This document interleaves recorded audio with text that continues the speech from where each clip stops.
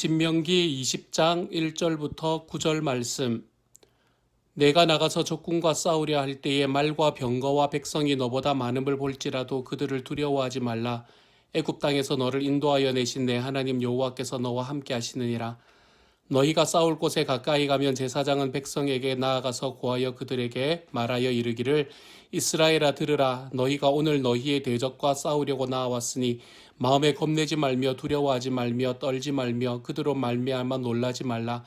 너희 하나님 여호와는 너희와 함께 행하시며 너희를 위하여 너희 적군과 싸우시고 구원하실 것이라 할 것이며 책임자들은 백성에게 말하여 이르기를 새 집을 건축하고 낙성식을 행하지 못한 자가 있느냐. 그는 집으로 돌아갈지니 전사하면 타인이 낙성식을 행할까 하노라. 포도원을 만들고 그 과실을 먹지 못한 자가 있느냐. 그는 집으로 돌아갈지니 전사하면 타인이 그 과실을 먹을까 하노라. 여자와 약혼하고 그와 결혼하지 못한 자가 있느냐. 그는 집으로 돌아갈지니 전사하면 타인이 그를 데려갈까 하노라 하고 책임자들은 또 백성에게 말하여 이르기를 두려워서 마음이 허약한 자가 있느냐. 그는 집으로 돌아갈지니 그의 형제들의 마음도 그의 마음과 같이 낙심될까 하노라 하고 백성에게 이르기를 마친 후에 군대의 지휘관들을 세워 무리를 거느리게 할지니라. 아멘. 지금 신명기의 말씀을 듣고 있는 이스라엘의 상황은 이제 곧 가나안으로 들어가서 전쟁을 해야 되는 상황이었습니다. 그래서 그들의 앞에 놓여 있는 땅은 그냥 주인 없는 땅이 아니다라는 것이 그들의 상황이었습니다. 그냥 주인이 없는 땅이 아니라 성경에서 바라보면 특별히 6가지의 민족 혹은 7가지의 민족, 7개의 민족이 그곳에 함께 모여서 살아가던 곳, 그곳이 바로 이스라엘 백성들이 들어가던 가나안 땅이었지요. 그러므로 그들이 그곳으로 들어가기 위해서는 불가피하게 전쟁이라는 것을 겪지 않고는 들어갈 수 없는 상황이었습니다. 그렇기 때문에 오늘 신명기 20장의 말씀은 우리에게 이 전쟁을 어떻게 해야 되는가라는 것을 이스라엘 백성들에게 이야기를 해주고 있습니다. 오늘의 말씀은 그 중에서 앞부분의 말씀을 함께 이야기를 나누고자 합니다. 오늘의 첫 번째 이야기가 되는 것, 그 말씀은 무엇인가 하면 여러분이 좀 눈여겨보았으면 하는 단어가 있는데요. 그 단어는 오늘 2절의 말씀에서 너희가 싸울 곳에 가까이 가면 제사장은 백성에게 나아가서 고하여 그들에게 라고 이야기합니다. 여기서 말하는 백성에게 라고 이야기하는 이야기를 여러분의 눈에 좀 두었으면 좋겠습니다. 처음에 이스라엘 백성들은 그곳에 전쟁하러 들어가지만 그들은 여전히 백성으로 취급을 받았다는 것입니다.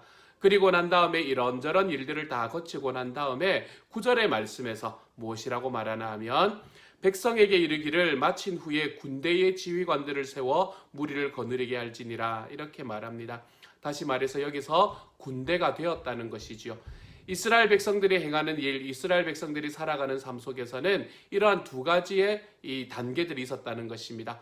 오늘의 말씀에서는 그들에게는 먼저 하나님 앞에서의 백성으로서의 삶이 존재했고요. 그 다음으로 살아가는 삶은 하나님 앞에 군대로서의 삶이 존재했다는 것이지요. 이 2가지의 과정을 겪어가면서 그들이 행해야 할 것은 무엇이었는가?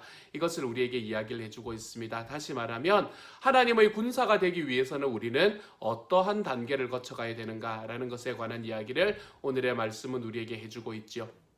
먼저 첫 번째로 하나님의 군사, 우리 하나님의 군사라고 이야기하면 조금 우리가 싸워야 되나? 이런 생각이 들 수가 있어서요. 하나님의 군사라고 이야기하면 요즘의 말로 말하면 하나님의 예수님의 제자 이렇게 번역을 해도 큰 문제가 없지 않겠는가 이런 생각을 해보게 됩니다. 예수님의 제자로서의 삶을 살기 위해서 우리가 성도로서의 삶에서 예수님의 제자로서의 삶을 살아가기 위해서 우리는 어떠한 단계를 거쳐야 하는가? 오늘의 말씀에서는 그 첫 번째로 무엇을 이야기를 하나 하면 너희 하나님께서 너희와 함께 계시다는 것을 믿고 두려워하지 마라 이렇게 이야기합니다. 이 이야기는 오늘 1절과 3절의 말씀에서 나타나는데요. 3절의 말씀만 제가 읽어드리도록 하겠습니다. 3절은 이렇게 말합니다. 말하여 이르기를 이스라엘아 들으라. 너희가 오늘 너희의 대적과 싸우려고 나왔으니 마음에 겁내지 말며 두려워하지 말며 떨지 말며 그들로 말미암아 놀라지 말라. 아멘. 이렇게 말합니다. 여기서 두려워하지 말라, 놀라지 말라, 떨지 말라라는 이야기를 계속해서 하고 있지요. 여기서 이스라엘 백성들이 두려워하지 않을 수 있는 이유가 무엇인가? 여기서 이스라엘 백성들이 두려워하지 않을 수 있는 이유는 4절의 말씀에서는 무엇이라고 이야기하냐면 하나님께서 너희를 위해서 싸우실 것이기 때문이다. 이렇게 말합니다. 우리가 조금 더 편하게 이야기하면 전쟁은 우리에게 속한 것이 아니기 때문이다. 이렇게 말하고 있는 것이지요. 하나님께서 우리를 위해서 대신하여 싸우시고 우리를 대신하여 싸우시는 하나님께서 오늘 말씀 1절에서 이야기하는 것처럼 우리와 함께 계시기 때문에 우리는 우리들이 살아가는 이 성도의 삶에서 하나도 두려워할 필요가 없다. 이렇게 이야기를 하고 있는 말씀입니다.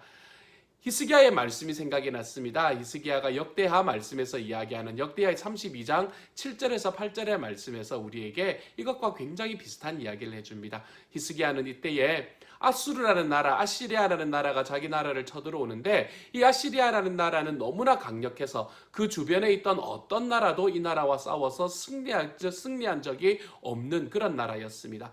그러한 나라가 이 약한 유다라는 나라로 쳐들어올 때에 이 히스기야는 그의 백성들에게 또한 그의 군대들에게 이렇게 그들을 격려하기 시작을 합니다. 그것이 32장에 나오는데요. 역대하 32장 7절 8절의 말씀을 제가 한번 읽어보도록 하겠습니다.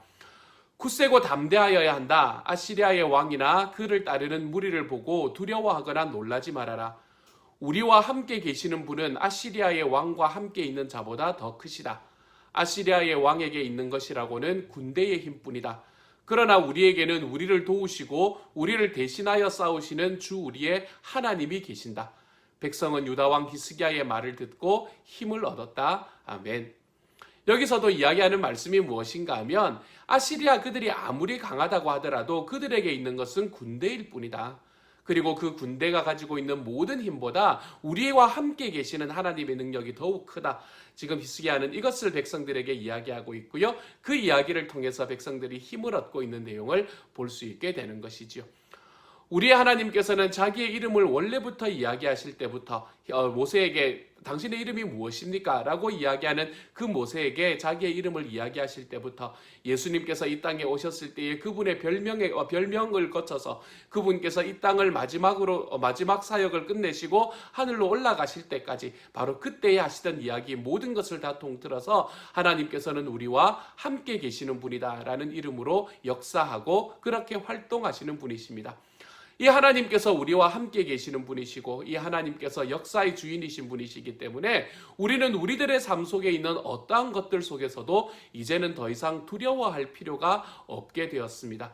우리들의 삶을 가장 강하게 붙들고 우리들의 삶에서 내가 거기서 벗어나지 못하게 만드는 가장 강력한 힘인 이 죽음의 굴레를 우리가 벗어 던질 수 있도록 만드신 분이 바로 우리 주님이신 것이지요. 하나님께서는 자기의 아들이신 예수님을 우리에게 보내셔서 나를 죽음의 굴레에서부터 건져내신 분이 바로 나의 주님이신데 그 하나님께서 나를 거기에서 건져내신 주님께서 어떻게 그 자기 아들과 함께 우리에게 모든 것을 선물로 주시지 않겠느냐라는 이 말씀을 우리가 믿지 않을 수가 없는 것입니다. 그러므로 사랑하는 여러분, 하나님께서 우리와 함께 계신다. 그리고 그 주님께서 우리를 대신하여 싸우신다. 그러므로 우리는 우리들의 삶에 있는 어떠한 삶 속에서도 두려워할 필요가 없다.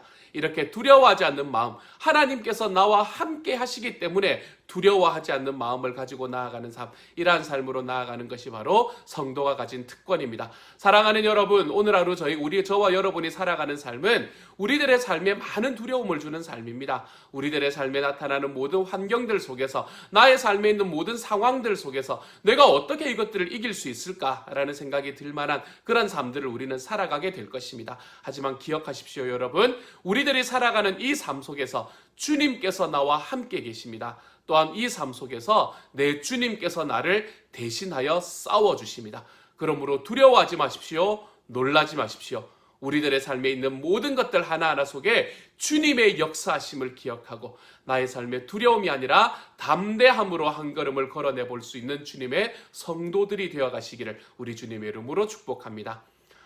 이렇게 성도 이야기를 하고 난 다음에 오늘의 말씀은 한 걸음 더 나아가서 이제는 군인이 되는 방식에 관한 이야기를 하게 됩니다. 이처럼 하나님의 백성들이 불러져서 이제 전쟁으로 나아가려고 할 때에 그들이 모두 다 전쟁으로 나갈 수 있는 게 아니다. 그들에게 네 가지의 상황이 있는 사람들은 돌려보내어라 라고 이야기합니다. 이 이야기는 마치 이 기드온의 300용사를 선택할 때 이야기하고 좀 닮아 있는 것 같기도 합니다. 어쨌든 네 부류의 사람들은 집으로 돌려보내어라 라고 이야기하는데 그 네 부류의 사람을 오늘 말씀은 무엇이라고 말하나 하면 첫 번째로 새 집을 건축하고 낙성식을 거행하지 못한 사람들, 집들이 하지 못한 사람들 이런 말일까요? 집에 이제 처음에 집을 사고 예배를 드리지 못한 분들, 이런 분들의 집으로 돌아가라 이렇게 이야기를 하고요. 두 번째로는 포도원을 만들었는데 과실을 아직 못 먹은 사람, 그 사람은 돌려보내라 라고 이야기하고요.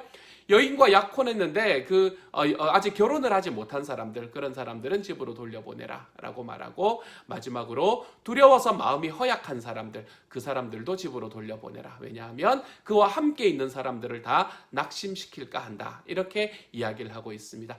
이 네 가지의 종류의 사람들이 어떤 사람인가, 이것 하나하나 더 풀어서 설명을 하면 또 하나의 설교가 될 수 있겠지만 오늘은 큐티니까 오늘 이제 이 네 가지 부류의 사람들을 집으로 돌려보내라 라고 이야기하시면서 하나님께서 하시는 말씀은 뭔가 하면, 왜 이들을 돌려보내야 되나 하면 이제는 나의 군대를 내가 만들어야 되기 때문이다 이렇게 말합니다.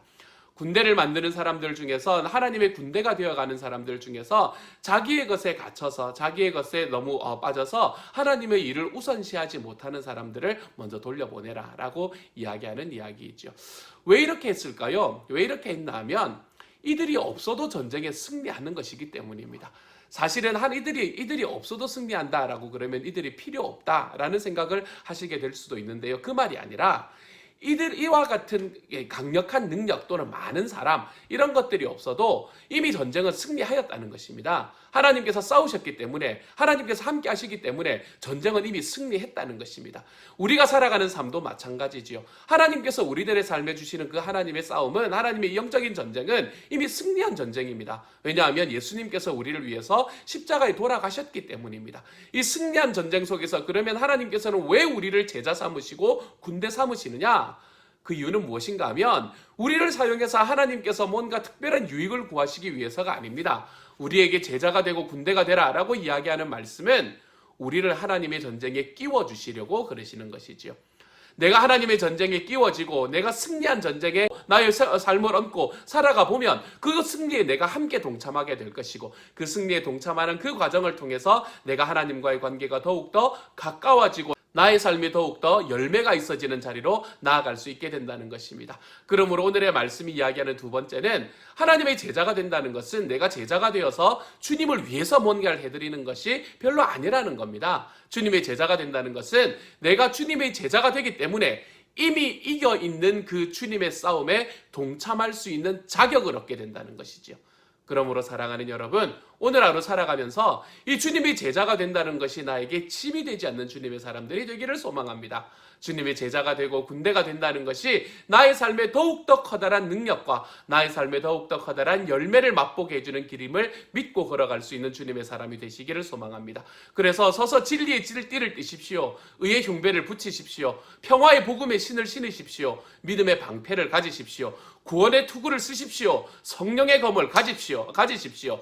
그래서 우리가 살아가는 삶 속에서 내가 싸워서 하나님이 뭔가 이익이 있는 이런 삶이 아니라 이미 이겨 있는 승리 속에 나를 끼워주시는 하나님, 그 하나님께 감사하는 마음으로 내가 내 주님의 성도의 자리에서 제자의 자리로 한 걸음씩 걸어가 볼 수 있는 하나님의 사람들이 되는 저와 여러분이 되시기를 우리 주님의 이름으로 축복합니다. 함께 기도하겠습니다.